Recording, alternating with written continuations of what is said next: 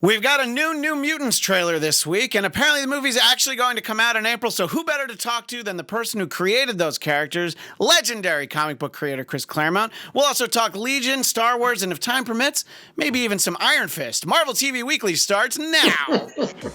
I'm Maria Menounos, and you're tuned in to AfterBuzz TV, the ESPN of TV talk. Now, let the buzz begin.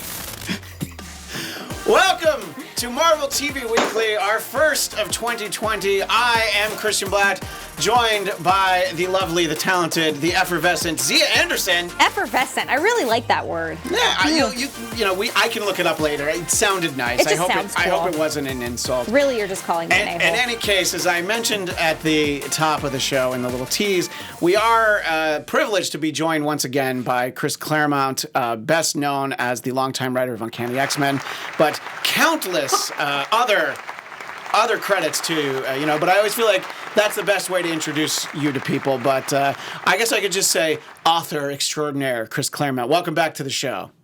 Well, thank you. It's very kind. So there obviously, the last time that you and I had a chance to speak was right after the Dark Phoenix movie. And ever since then, I've wanted to talk to you about the finale of the Legion TV series. But good for you. Unfortunate for me, you've been traveling to conventions basically all around the world. So it's been very hard to kind of pin you down. It looks like you've been having fun from your Instagram. And everybody should follow Chris on Instagram at Chris Claremont. It's some great insights. And you'll see some familiar faces, other creators that you end up, crossing paths with. And there's so much to talk about, but because I've wanted to talk to you about it for so long, and the Legion TV series and the character are near and dear to both Zia and my respective hearts, we actually met on the after show for Legion here at AfterBuzz TV. So we've known each other almost 2 years because of that. So I wanted to start off by asking, what was your thoughts on the final season, the final episode, and kind of how you look at the series as a whole at 30 some odd chapters? How do you feel about this as a standalone work?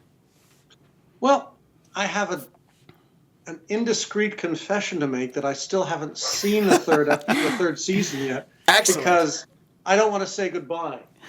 I get that. Sorry. Sorry, the dog is parking. That's all right. Good. Starting the new year, totally inarticulate. That's good. And there she is. Hang on. That's all right. No, that's great. Well, Zia and I both, really enjoyed the final season. We talked about that on this show. I love the last season so much. I love Dan Stevens, and the show is great. Now, I assume that we do get Dan to. Stevens. Sorry. Oh no. Dan Stevens is just brilliant. The casting on the show was brilliant. The writing on the show was brilliant.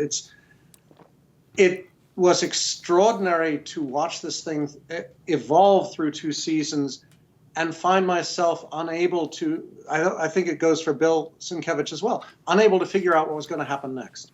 And that is such a rich delight in terms of TV, and especially episodic TV.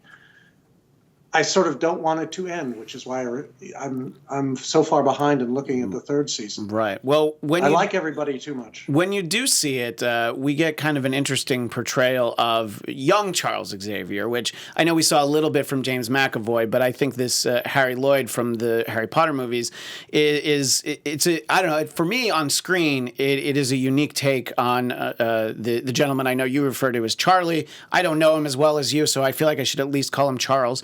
But I think he did a great job. You can always call him Chuck, like Wolverine does. That's true. Yeah, but I don't have adamantium claws, so I don't think I can get away with it. No. But I think that he did a great job. And whenever you do watch it, I hope to talk to you after that to see if you appreciate it. There are little kind of Easter eggs for huge comic book nerds like myself. He in the scene where he meets Amal Farouk, he's dressed very similarly to the way he was in the flashback story where we first meet him in the comics. I believe it was Uncanny 117, unless I'm not quite as good as I used to be with the numbers, but I think that's when it was.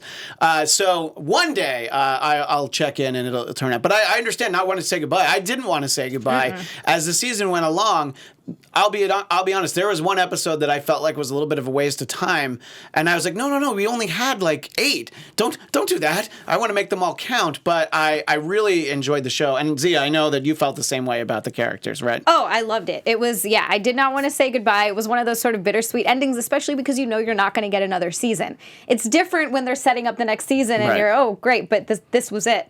But I did really enjoy what they did with the show and what they did with the characters. I think that you'll probably, if you really liked the first 2 seasons, you're going to like the 3rd season. Well, to be honest, I'm holding out for the DVD. Okay. That's great. You know, because that way I can go back and forth and essentially treat the TV series the way one would a comic book, where if you have a question, you can pause, you can go back, you can look at an earlier episode. And with this, there are a lot of questions and there are a lot of interesting characters and a lot of setups that one wants to go back and, and move on. I don't know how... Oh, sorry. Good. No, just waiting for someone appropriate at Disney to realize, we're not earning some money. Let's put out the DVD set and earn some more. Let's get that out there. I don't know how much time you spend on the internet or on social media, but have you managed to avoid spoilers for season 3? I don't spend that much time on the net because, well, as my wife puts it, an hour spent on the internet is an hour you're not working. Oh, yeah. Good point. Well, it's my sons have much more fun discussing things on all of their various websites. It just sort of makes my head explode. So I stick around on Instagram because that's basically me showing off. I say, look what cool places I've been and the really interesting food. Yeah, I don't know. There are a lot of great dinners around the world that you've had, in the past few months. Well, it's sort of fun sending out a complete, a visual dossier of, hi, I've just gone to Moscow, and not the one in Idaho. No, I didn't know there was one in Idaho. There is. I think there is, yeah. Unless I'm wrong, in which case I'll be in real trouble. I'll take your word for it. Moscow, in terms of Russia, is an extraordinary city, especially if you're visiting it for the first time. And it was fun just to take lots of pictures and fortunately be able to post them. And the weirdest thing was going to a convention and having people come up with tons of recently published hardcovers. And what we thought started out as a 1-hour signing lasted until the wee small hours of the morning as they were deconstructing the convention around us because we had something like 600 people in queue. Wow. And I did not want to go away without giving them signatures.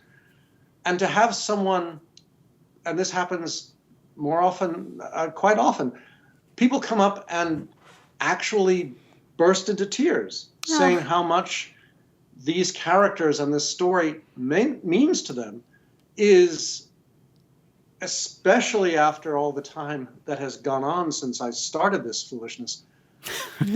It's a remarkable event and a remarkable feeling, and an inspirational one as well, because when you get that kind of response from readers, you don't want to disappoint them now or in the future. And it's just ridiculously fun. And yes, the same thing happened in Luca. 5 days in a row of people standing in pouring rain waiting to come up and talk about the X-Men or the New Mutants. You can't be casual about that. You shouldn't be casual about that. And if anything is a writer's inspiration to do more and better work down the road, that's it. And speaking of this, and so many fans that come to talk to you about these characters, do they typically talk to you about the same favorite characters, or are there some surprising favorites around the world? There are always surprises. And it depends actually on what's happening in the books. It's what's happening in the movies. The weird thing, again, is meeting, for example, Sophie Turner and realizing, wow, she's really tall. She's as tall as I actually figured Jean and Kitty would be, which is weird because comics are much more traditional, in which case the ladies are smaller than the guys. And that always struck me as sexist. Well, especially because Wolverine's what, 4'11", or I know I'm exaggerating, but most of them are taller than him, just not taller than Hugh Jackman. Yeah. Yes, and I learned early on never argue with Hugh Jackman. That's a good call. Oh yeah. On the other hand, yes, technically Hugh Jackman looks nothing like Logan, but when you meet Hugh Jackman, when you see him perform the role, there's no point in arguing. He's got it nailed. Yeah, that's definitely one of those characters that I remember when he got cast, people were arguing about it and saying that he couldn't possibly be Wolverine. He's too tall. Doesn't fit the role. And now, after seeing him in that role for so long, I feel like you can't picture anyone else playing Wolverine. I mean, I can't. I can't either. Would you have anyone in mind? Are there any actors that you're like, okay, you could be Wolverine? I'm sure there are a gazillion actors, to use a phrase, who could be Logan, but that's the joy of being a casting director. I mean, My original choice 30 years ago was Bob Hoskins. Oh. Wow. Okay. Because he was short and scary, and he could do it. But that was then. Yeah. And unlike in comic books, time in reality marches on. And, you have to deal with the changes in performers, the changes in film and casting realities, and the idea that somebody more interesting, more current, more cool might come along. Yeah, I mean, obviously, when that first X-Men film came out in 2000, and it was kind of the no-brainer that Sir Patrick Stewart would be Charles Xavier, and as he got older, he was even more perfect for the Logan version of Charles at the end of his life. So, but I also think James McAvoy did a terrific job. It's just a completely different take. And as great as Sir Ian McKellen is, obviously Michael Fassbender is one of the greatest actors we have now. So it's just, you don't know how good someone's going to be until you see it, and they're not necessarily someone you'd think of. So someday somebody will be Wolverine again, and I would be stunned if Kevin Feige let them cast someone who was not exceptional in the role. I won't argue with that. That's a good point. Right. No, well. But that's why they pay him the big bucks. Yeah, I know. And he's in charge of everything now, not just the movies, but the comics, the animation, So obviously, if you always ride the fastest horse. Something that is a little bit more in the news just this week, there was another trailer for this New Mutants movie, which I don't know if you've had a chance to see it. It actually doesn't matter one way or the other, but have you seen it, this latest trailer? Yes. Okay. So then let me first ask what you thought of this trailer, which is our newest look at this film that we've been waiting for 2 years. Are you going to show it, or do you just want to announce it? Unfortunately, we can't show it because we'll get pulled down by YouTube, as much as we would love to show it right now. I think this one dealt more with the plot than the first one. The first one was just sort of a teaser. Yeah. It's a challenge because I'm not sure how much of the story will end up integrated into the film. So I have my Glorioski. Fingers crossed. Yeah, obviously, we're getting the impression that we're getting at least some interpretation of the Demon Bear story from the New Mutants comics, and we're getting a glimpse of some of the characters. And Zia here is not as familiar with those characters, but what were you, Zia, most excited about from the trailer? First of all, seeing Demon Bear, that looks awesome. That looks like such a great iteration to bring to life. I'm so excited about that. That and Magic with her soul sword. I can't wait to see that in the movie. It seems like they have the soul sword coming out of her arm. Okay, yeah, I did notice that. As opposed to something that she summons. What do you think about sort of that idea, bringing that into being? I have no problem with it. I think it all fundamentally depends on the script. Right. Sure. On the screenplay, on the vision of the writer and the director interpreted through the actors. But that's the same challenge going back to the first X-Men film. We'll see. I think there's the option of everyone being caught by surprise as they see the various ways, the people who are cast in the roles and how they all interact. I don't think anyone anticipated the power that Hugh Jackman would bring to his role and how it would integrate with Patrick Stewart and all the rest of it. So there are, I think, potential surprises for everyone. We'll just, as the saying goes, have to wait and see and keep our fingers crossed. Yeah, I've been encouraged, in the years we've been waiting for this, that, excuse me, I feel like the casting is great. Some familiar faces, obviously Maisie Williams from Game of Thrones, and I believe Charlie Heaton is the guy from Stranger Things. Mm-hmm. So, it's actors that you're at least familiar with, and yeah, it just depends, what kind of chemistry do they have. I mean, I think that the cast of that, the last Fantastic Four movie we got was a great cast, but a bad script and terrible chemistry is going to derail your movie every time.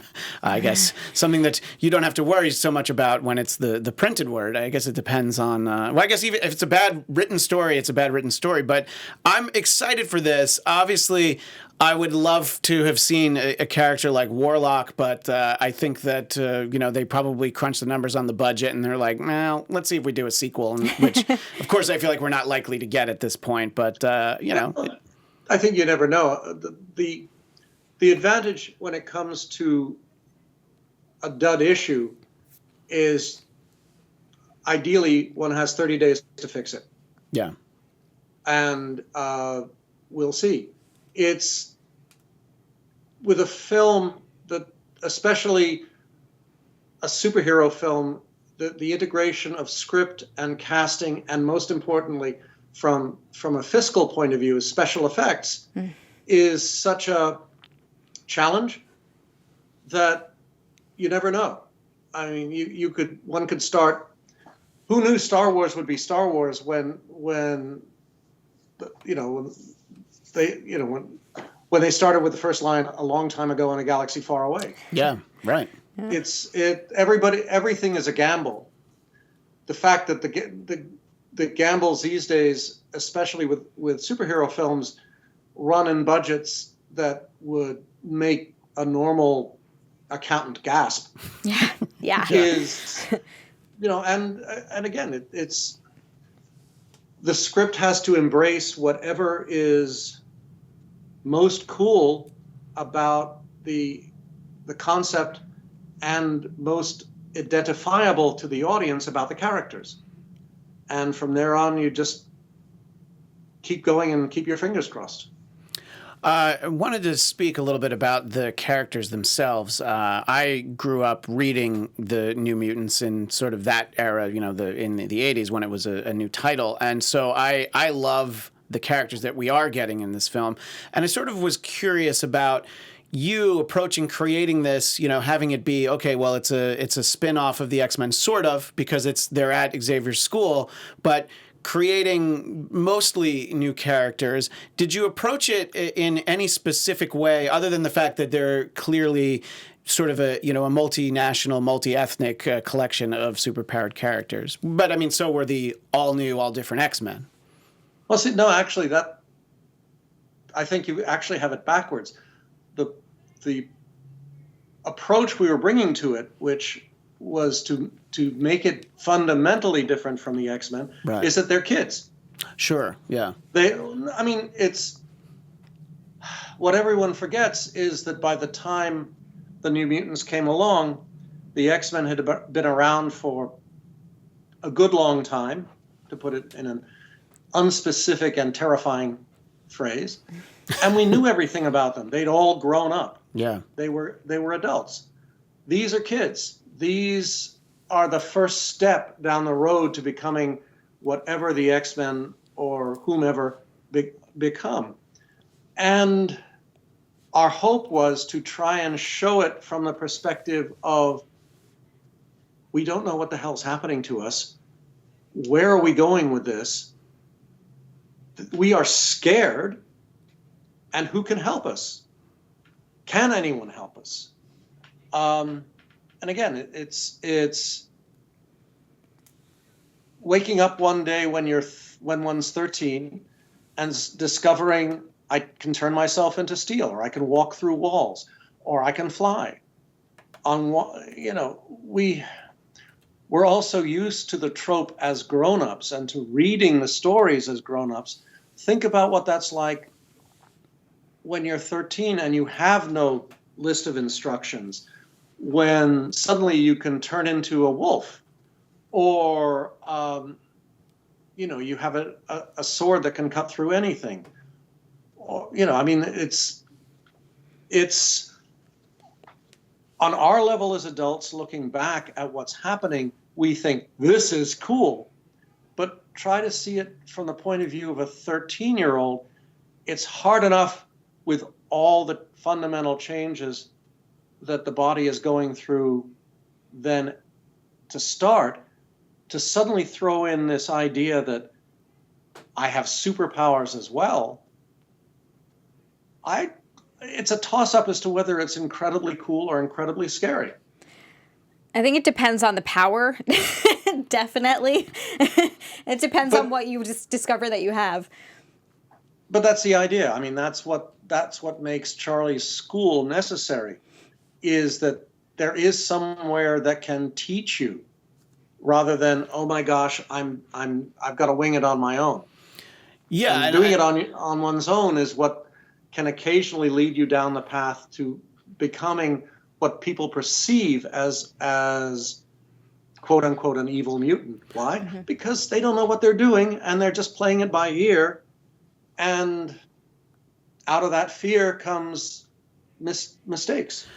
Right, and I guess figuring on what that power set is, obviously it's a lot difficult to grow up being Kurt Wagner than Sam Guthrie. You know, when you look like Nightcrawler, right, or you look like Ben Grimm, I know he's not a mutant, but, there are those certain characters like, well, now I can't do anything, and... Yeah, except the Colossus, especially looking back on when the mutants were created, at least theoretically could say, the state will take care of me. Yeah, that's because true. I am a good citizen of the Redina. Now, not so much. No state is taking care of anyone.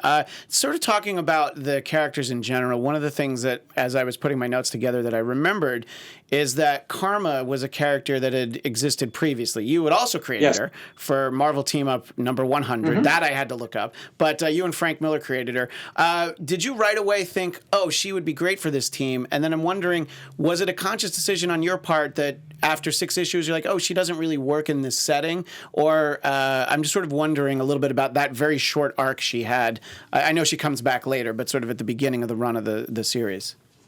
Well, she was older than the others, right? So and was somewhat more experienced in the realities than the others. So it set her apart. But like all teams, it's a matter of finding who fits and who doesn't. And if one character fits, you run with it. If they don't, you find a way to evolve them. Sometimes it's you do it as a shock effect, which is what happened with Warpath. Thunderbird is the... It's only been 50 years. Well, of course, Warpath is, I guess, his younger brother who ends up in X-Force. Right. But Thunderbird, and also, I mean, Sunfire, I think, lasts 2 pages after the giant-size X-Men, and then he's like, yeah, I don't like any of you, and he flies away. And then Thunderbird, unfortunately, lasts 3 issues before he, unfortunately, passes away. Oh. Well... But that was the idea. There was to also establish the fundamental difference with the current X-Men as opposed to the original X-Men, is that the risk factor is so much greater. Times have evolved since then.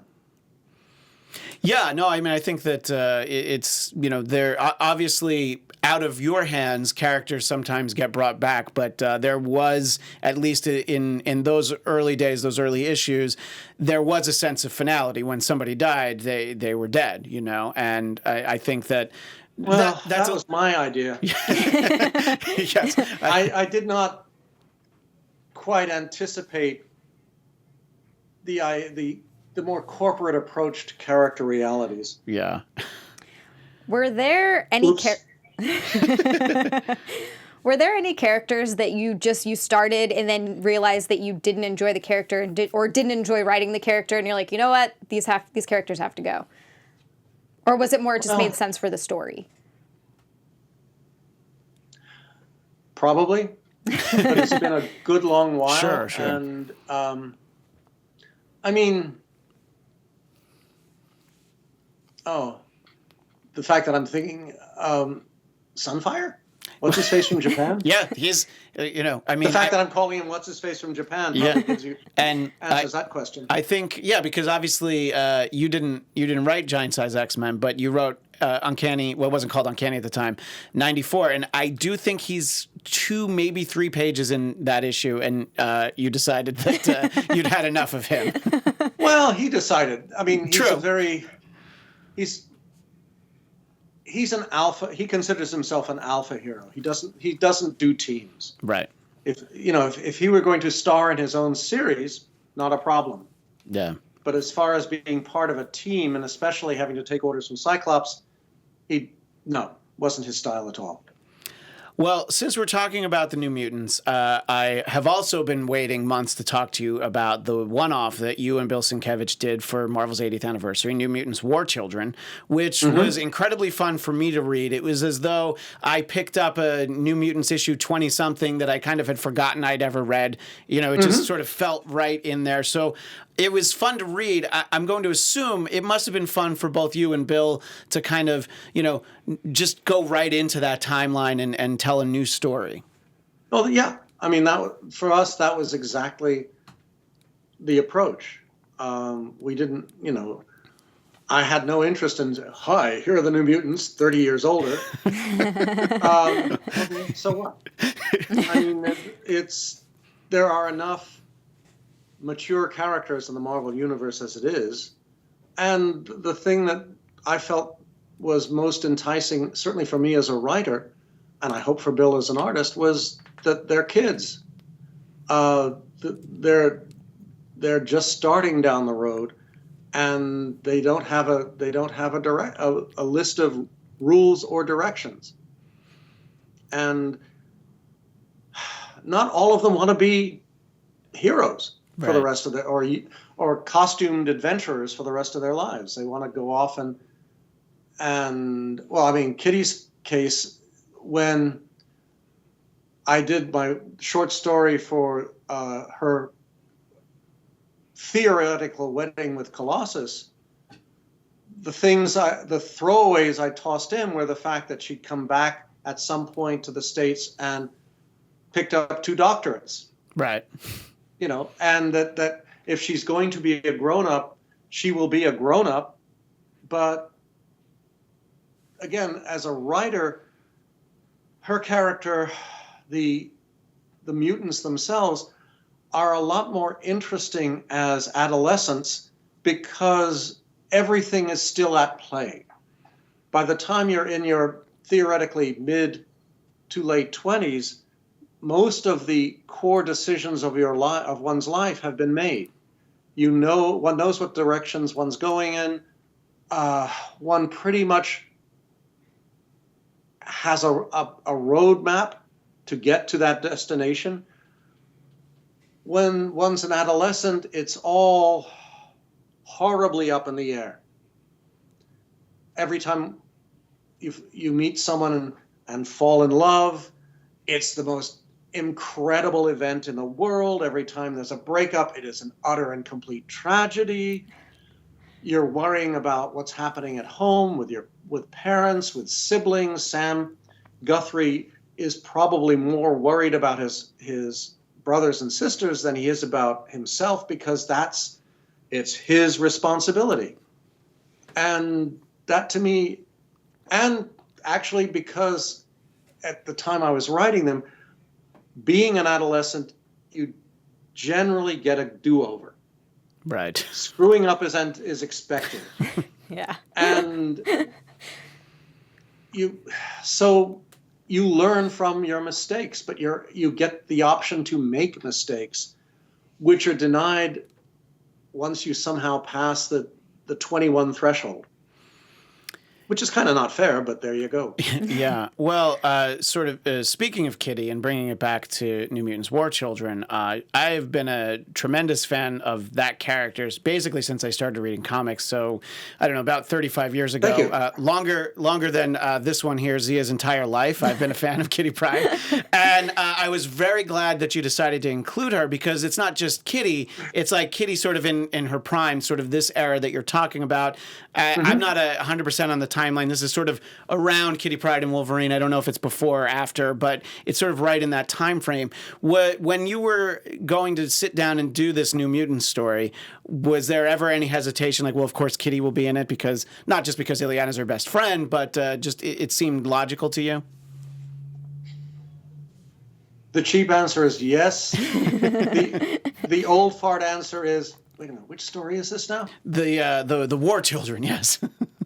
The one that you guys did last year, yeah. So. Oh, that one, yeah. Yeah. Oh, okay. Yeah. Of course, I know exactly what you're yes, Kitty's sitting here trying to figure out, does my computer actually have this one online so I can go look at it? Yeah. No, this is the tyranny of how should we put it tactfully, becoming a more mature person. Yeah. With no memory worth a damn. It's an evolution. It's discovering, the point, one of the core moments of Kitty's life is when the Neo Sentinel destroys Genosha, and she's witness to the death of her father, or at least she sees everything but the actual death. There are signal moments in her life that define her, and that are in part the cost of being part of the mutants, of being part of the X community. Oddly enough, as a matter of fact, I've just been writing the prologue and epilogue for the, I guess, 40th anniversary edition of God Loves, Man Kills, which relates very strongly to her life as it was then, and more importantly, as it is now, and the passage of that amount of time, because the Kitty that exists in the Marvel Universe today, or rather the Kate that exists in the Marvel Universe today, right, is both the person that John and I created, but that person, an unspecified amount of years later, grown up, and having to balance those realities, framing a story that it takes place when she was 13 was an interesting experience. So we'll see. Did I get it right? Did I get it wrong? That's hopefully the readers will make that judgment in a few months. Yeah, no, I realize now that you mention it, yes, we're getting close to 40 years of God Loves, Man Kills, which is, of course, I know. Well, no, but the really cool thing, though, about the framing sequence that's being done for the reissue is that Brent Anderson will do the art, and Tom Orzechowski will do the lettering. So basically, it's bringing the band back together again, or at least a significant chunk of it, which I actually think is utterly appropriate. As much as possible, if one is going to do something like that, one should get the original team. Yeah, that was always a little bit jarring with a lot of the earlier stories I read as when they were reissued as classic X-Men, and sometimes they would add these pages in, to the original story. And there were a few times like Dave Cockrum also drew the new pages, but usually it was a completely different artist, and it just didn't feel like, it didn't feel like it was a natural insertion. It's almost like the way that people talk about the Star Wars special editions, adding Jabba the Hutt, which never bothered me. but I know some people find it 20 years later to not work so well. So the idea of getting the original creators is always what you want. The problem is that on paper one can recreate the original, but Carrie Fisher was not as young as she looked in Rogue One. Right. Actually, the really awful thing was Rogue One came out, I think a fortnight or a week after she passed, which is really disconcerting. But there you go. Man plans, people plan, God laughs. Not so much for that joke. No, exactly. Well, it's funny. We'll move it to Star Wars in a moment, but it's funny that you brought it up then. I feel like I know the answer, and obviously Marvel has to ask, but considering the first printing of this New Mutants War Children sold out, if Marvel said, hey, would you and Bill be interested in doing these New Mutants one-offs once a year or so, is that something that you'd be particularly interested in? Yes. I felt like I knew the answer. Well, no, I mean, it's the thing. The fun part was that the unexpected delight was that Bill and I both enjoyed getting back with the kids and doing the story. And for better or worse reasons, there are more stories to tell. There have always been more stories to tell. But the fun part about writing kids is the option of going in any direction. And the beauty of comics is, like it or not, if you're doing a film or if you're doing a TV series, if Demon Bear becomes a huge success and Disney says, let's get the gang together again, like it or not, they're all 4 years older or more. Yeah. And I mean, I have a concept, a giggle concept for a screen pitch of Jean and Rain teaming up, of getting Maisie and Sophie together for what I think would be a really cool adventure. Yeah, absolutely. But then you have to accept the fact that even if they greenlit it today, by the time we got it out, it would be 2022. Yeah. So time passes, sounds so pretentious, but time passes for real people at a slightly different rate than for comic book characters. And one has to find a way of balancing that, or worse, recasting it.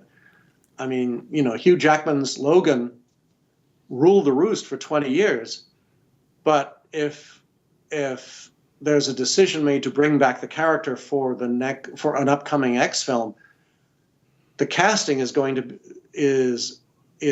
be a significant challenge, because they have to an actor will have to be found who has the same charisma and power of Hugh Jackman, and that's a serious challenge. Yes, I wouldn't want to be the George Lazenby that's chosen to replace Hugh Jackman. I think that's a tremendous pressure. But no, the trick is to find the Daniel Craig. Right, absolutely. That's what they should do. Even if he is a blonde.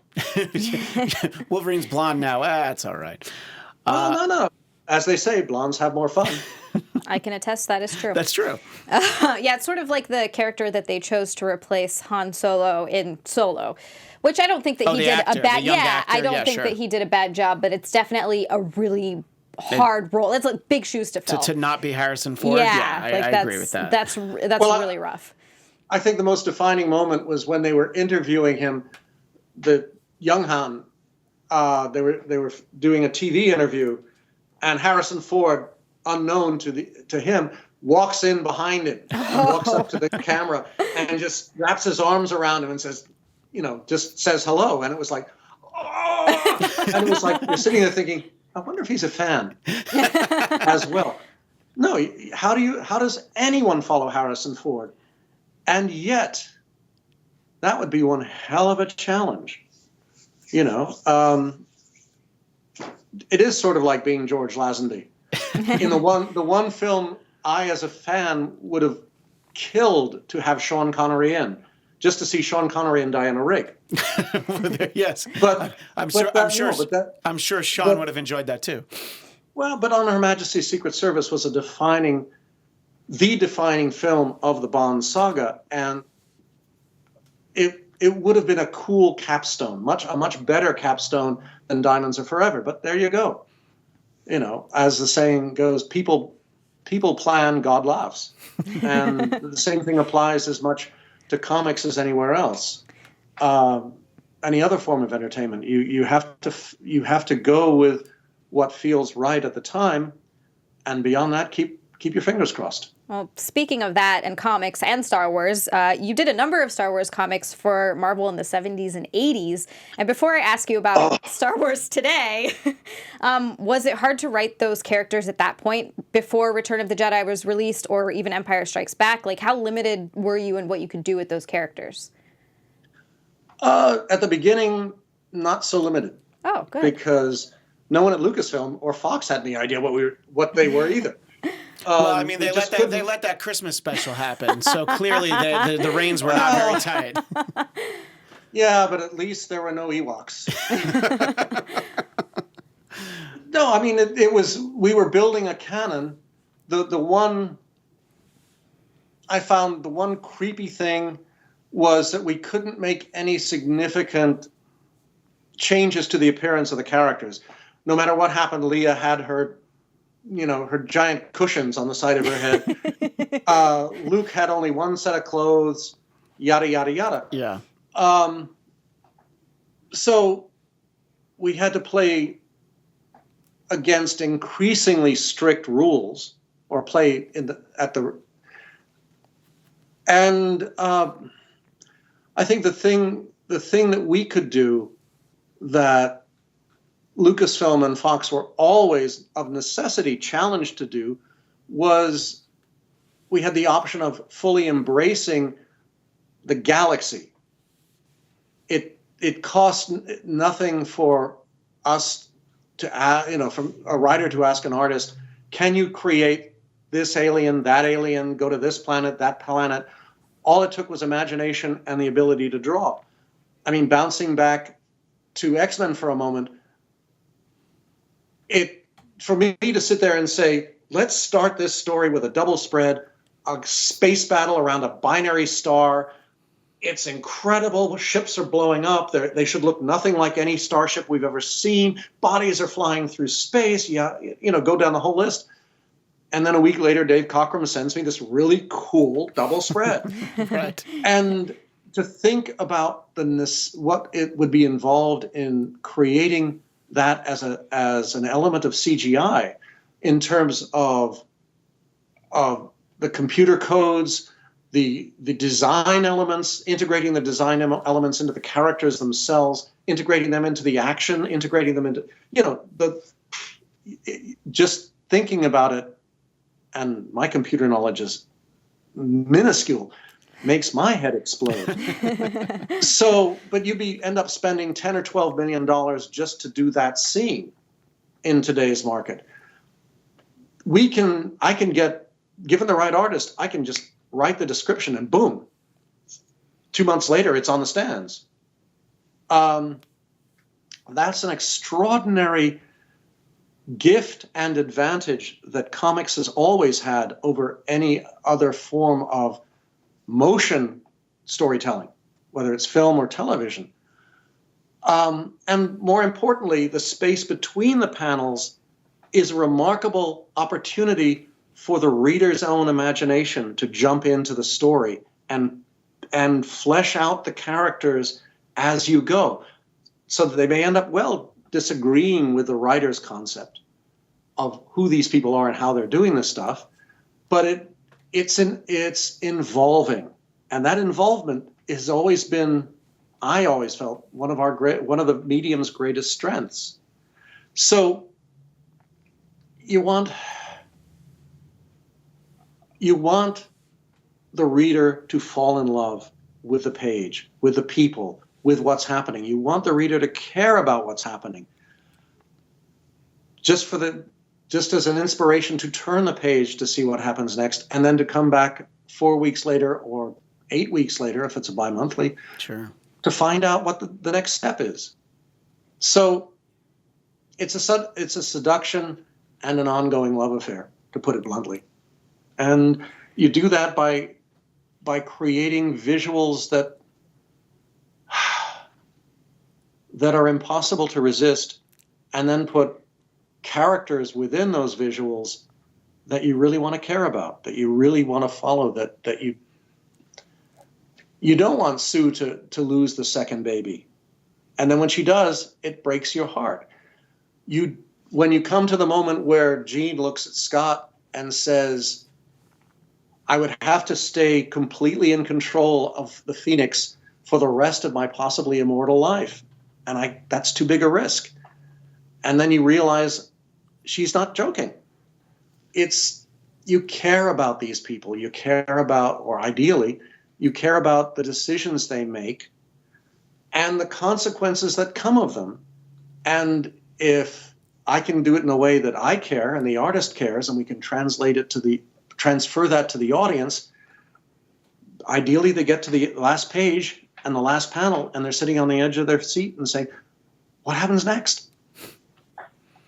And I've gone way afar from your question. No, It's always a wonderfully eloquent detour that we're just enjoying to walk along with it. Well, yeah, and you think about that, but that's exactly what you want out of any good story, and it should be the same with TV, and it should be the same with movies. And there have been a number of movies that Christian knows, even in Marvel, that I haven't been so fond of for that exact reason. It's very important. Well, the interesting thing is going to be, we finally had with Infinity Wars the capstone. So we don't know, everything that's come to a sort of an end.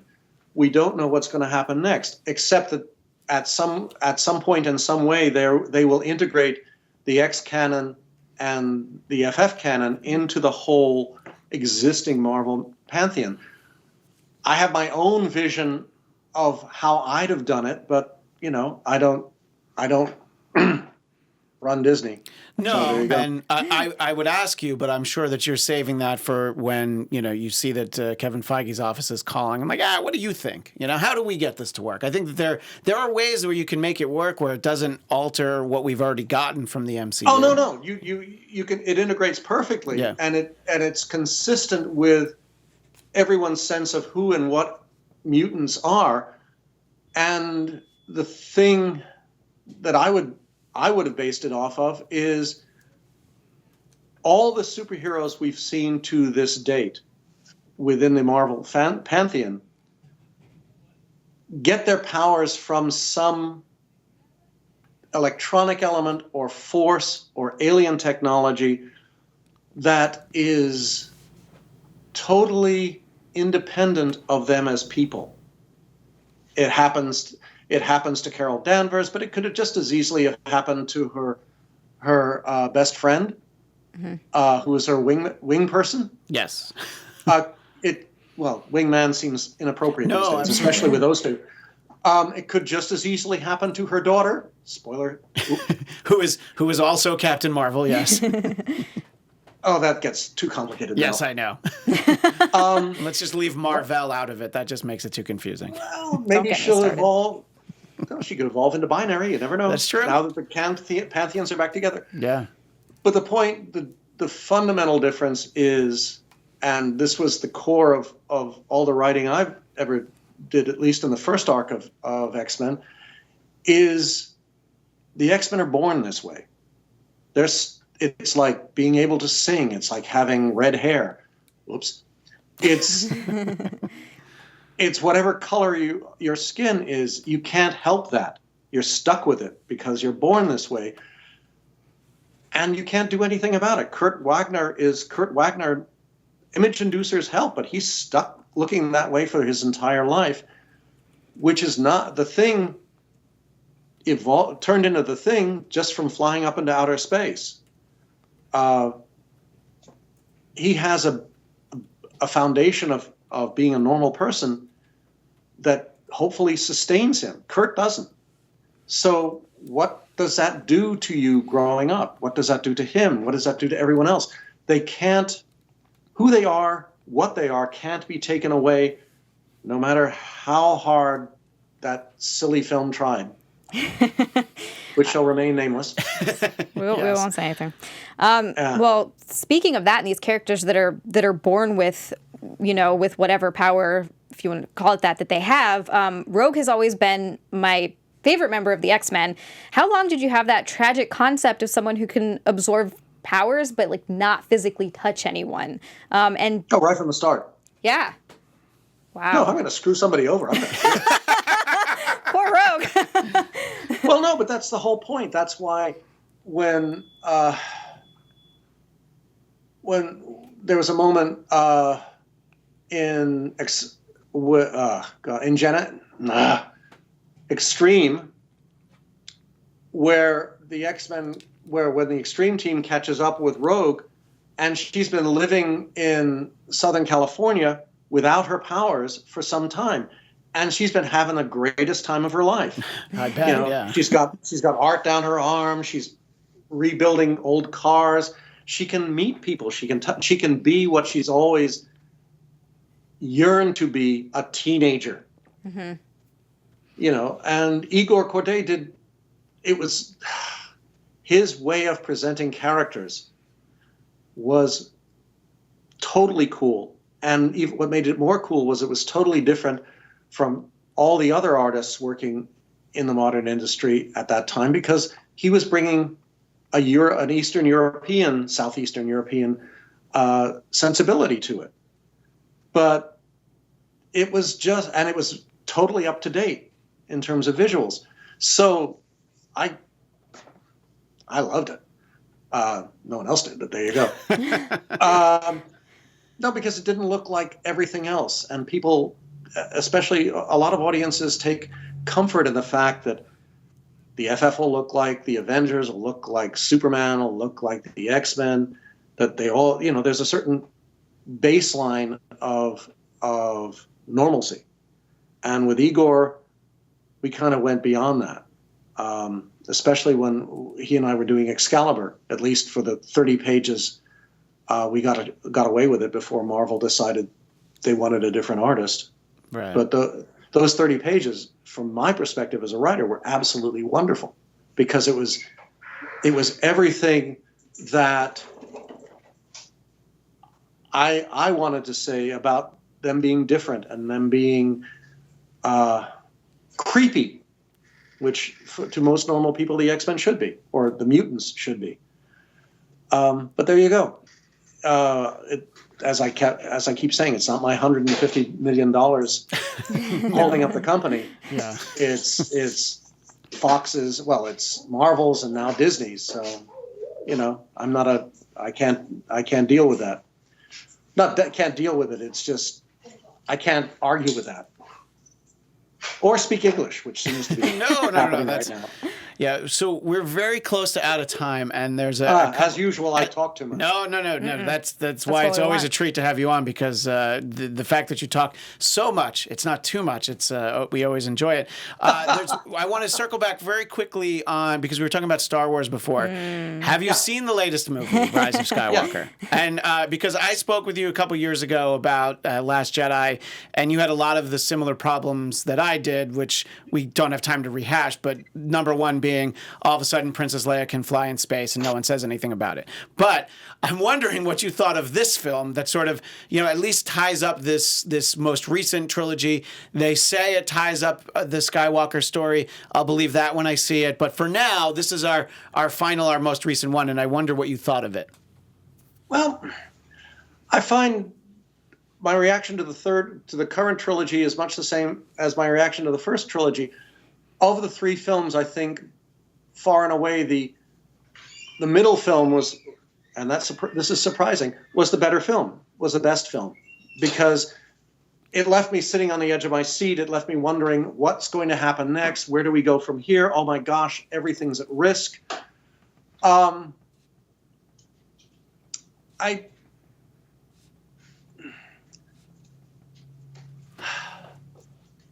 it tied everything up in a very neat bow. I love the rumor or the report that circulated 2 years ago that they just finished the second film and they realized, oh, we've killed what's-his-face. We don't have a villain.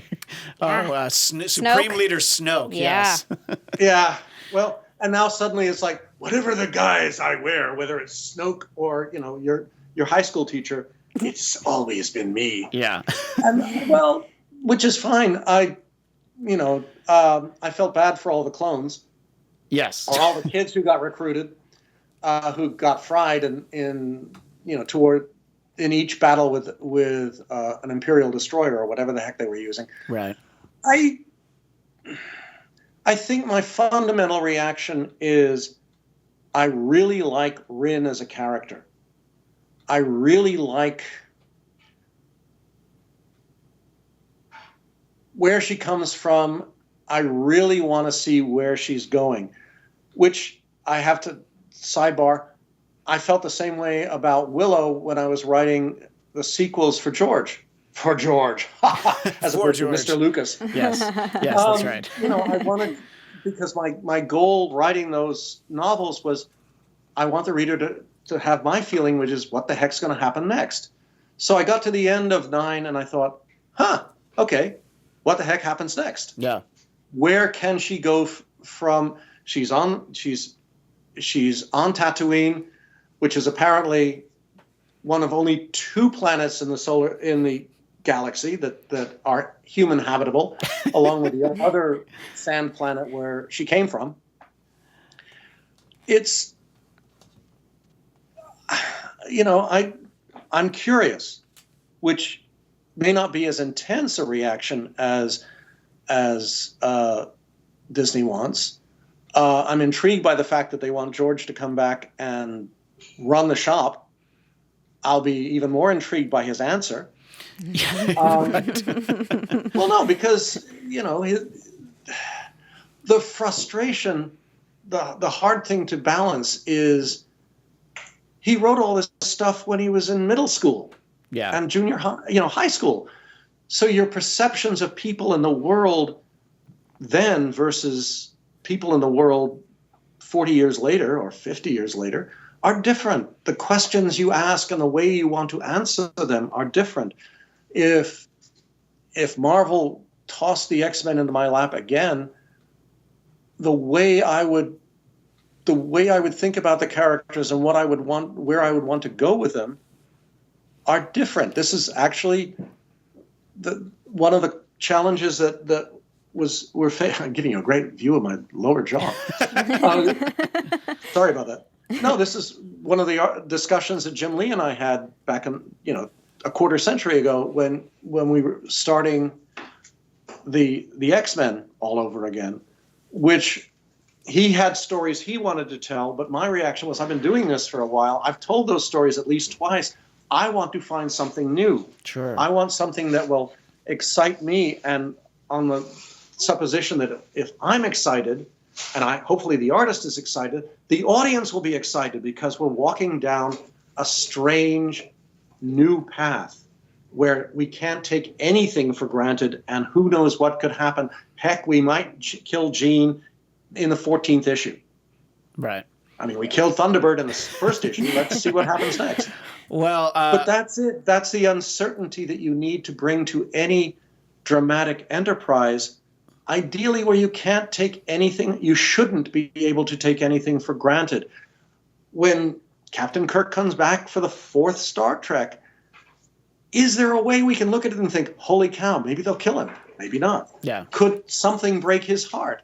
You want that.